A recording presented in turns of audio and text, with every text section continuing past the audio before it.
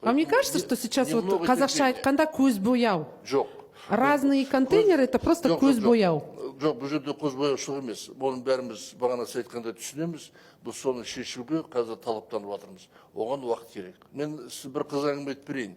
Бір еуропалық мемлекеттің бір елшісімен кездесіп, сол мынау бір біздің микрорайонда тұрады екен, айтады да, ылғи мусор қоқыс жиналып қалады деп. Сосын мен оған жауап бергім жоқ, оған сұрақ қойдым. Сіздерде осындай жағдай қашан болды десем күледі. Қанша жылда жөндедіңіздер десек? 10 жыл деп жоқ, 15 жылда біз бүгінгі жағдайға келдік деп.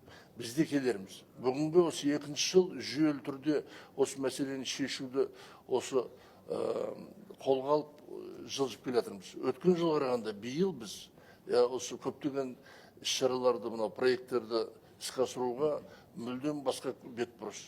Бәленің бәрі мынау өңірлерде осы қоқыстың бағанағы технологиясын өздері ең алдымен жауапты кісілер соны түсініп, сосын шешім қабылдасын, сонда бұндай мәселелер ертерек шешіледі. Бүгін сол түсінік меніңше болса көбінде бір. Жарайды, мен айтпаймын, облыстың әкімі болмаса соның коммуналқа қарайтын жоқ.